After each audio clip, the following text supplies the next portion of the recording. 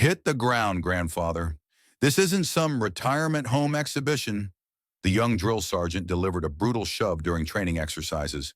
The elderly veteran collapsed onto the gravel. Face first impact sending ripples of shock through the training grounds. Recruits erupted in laughter. One even captured the moment on his smartphone.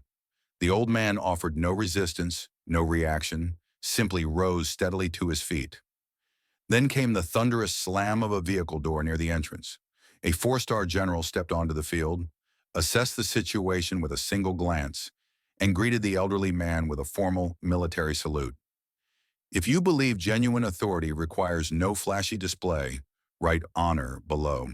Colonel William "Will" Harrington, 74, with hands etched by time and eyes reflecting quiet wisdom, had agreed to participate in an innovative training initiative at Camp Sullivan, a cross-generational guidance program created to connect seasoned military veterans with fresh-faced recruits. His role wasn't to command, critique techniques, or establish dominance, simply to watch attentively and, when absolutely essential, provide gentle wisdom drawn from half a century of battlefield experience. But to the ambitious young training officer, Lieutenant Ryan Porter, 26 and desperate to establish his reputation, Will represented nothing but an unnecessary presence, someone wastefully occupying precious space on his meticulously structured training grounds. Will wore modest civilian attire, a simple ash-colored tee, well-worn tactical pants, and seasoned combat footwear. No visible military identifiers, no service emblems or medals, just a peaceful, unwavering presence that conveyed silent confidence earned through decades of distinguished service. Porter spotted him resting calmly on a wooden box at the training perimeter and immediately expressed visible contempt.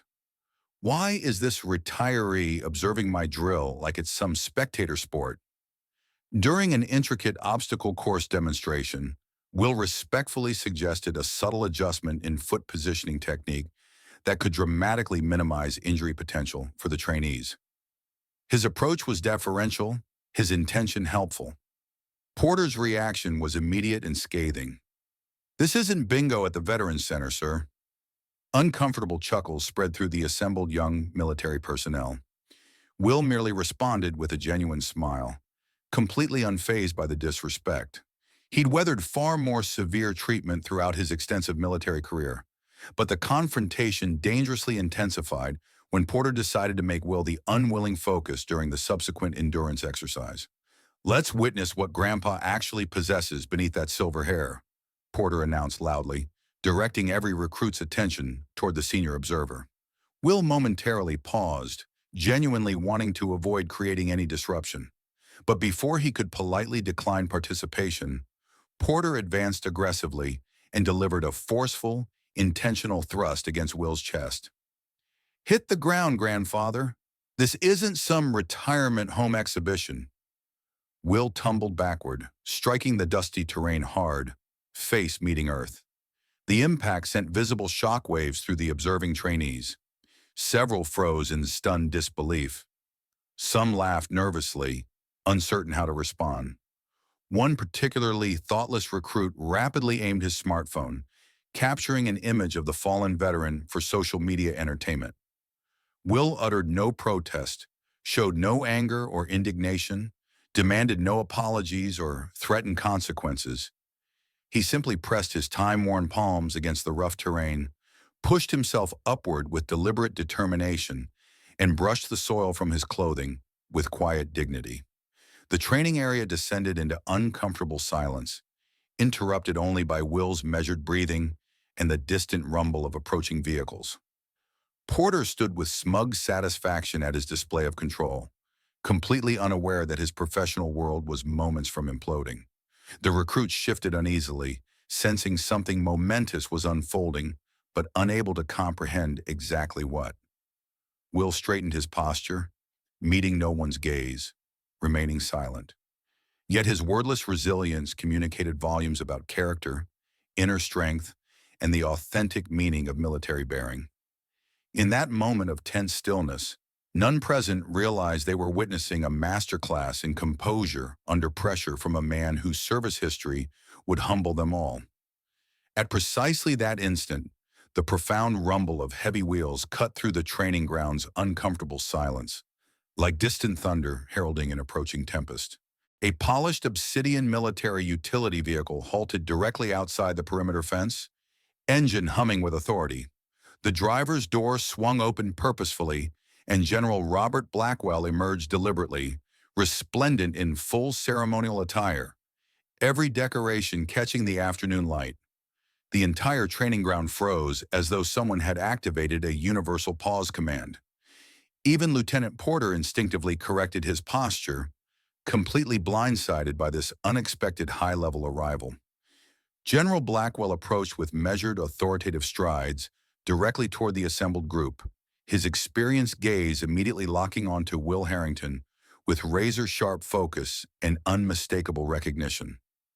As the astonished recruits watched in mounting amazement, the general approached the elderly man they had just witnessed being humiliated, assumed perfect military stance, and delivered a crisp, respectful salute.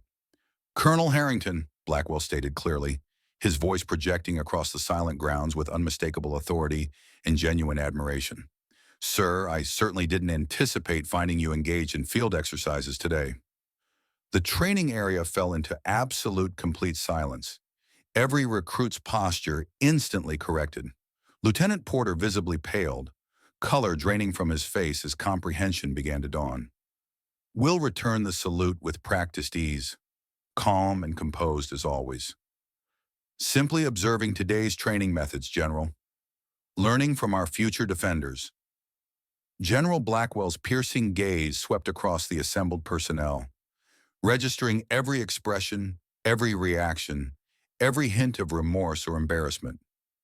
"Who placed unauthorized hands on this distinguished officer?" Porter stammered desperately, perspiration forming on his brow. He entered the exercise zone. I had no knowledge of his identity, didn't realize." General Blackwell's voice erupted like artillery fire.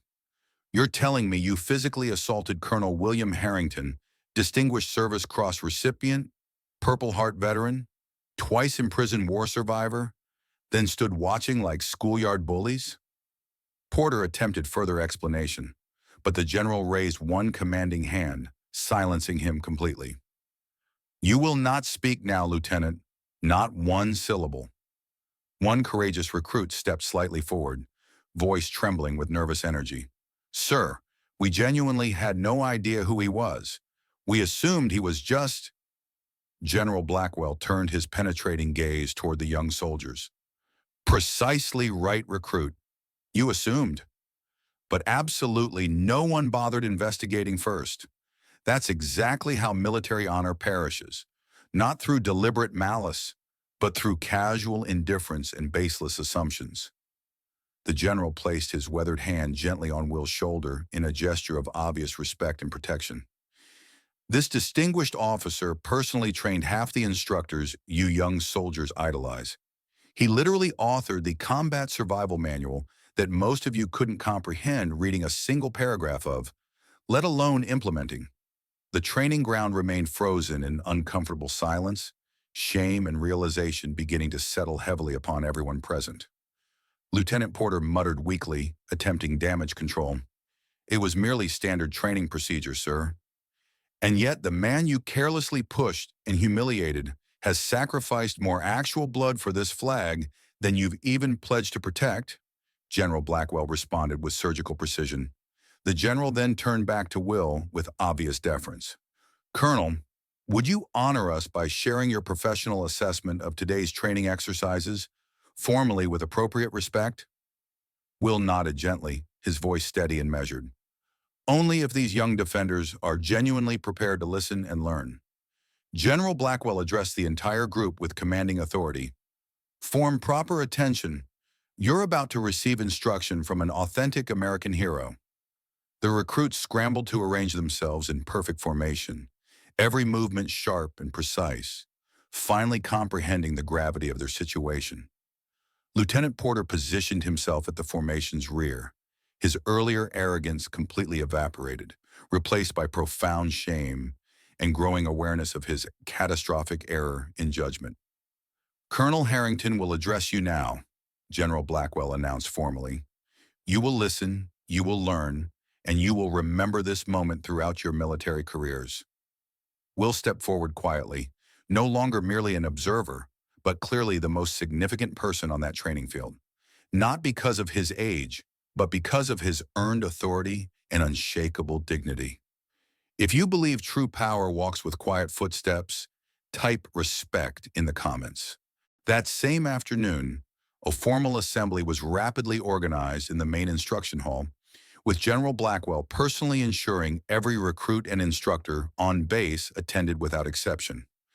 General Blackwell stood at attention before the gathered personnel and formally introduced Colonel William Harrington to the entire assembled group, reading from his distinguished service record with evident pride and respect. When Will finally addressed them, he didn't boast about his achievements or list his numerous battles and decorations.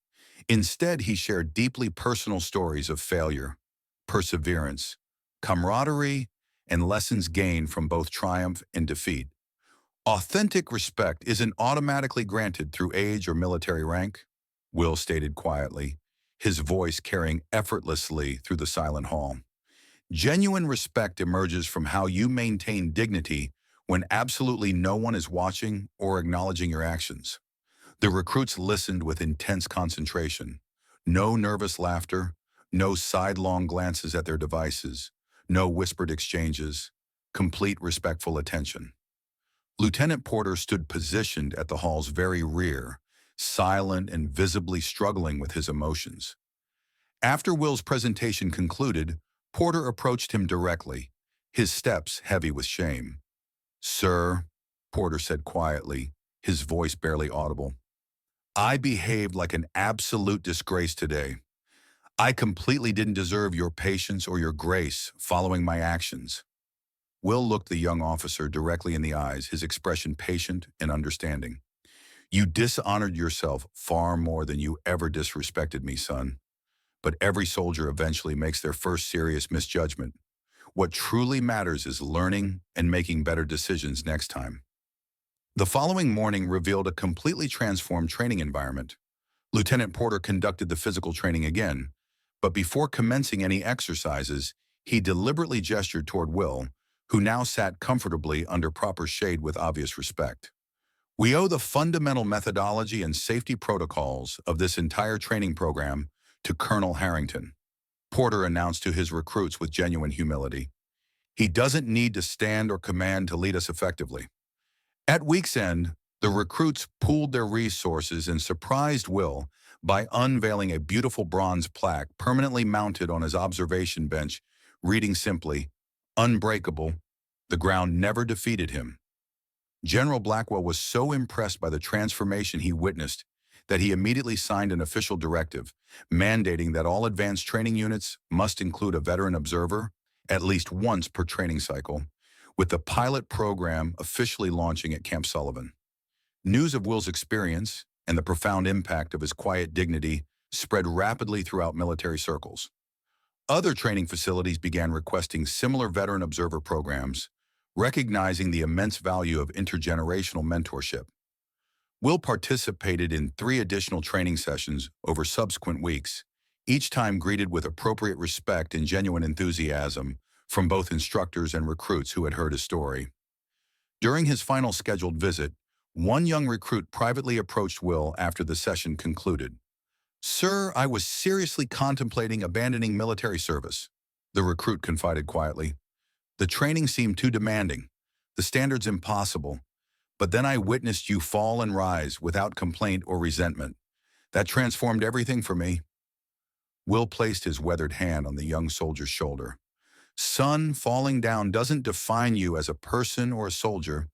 It's how quickly and gracefully you rise again that reveals your true character." The recruit nodded enthusiastically, clearly inspired.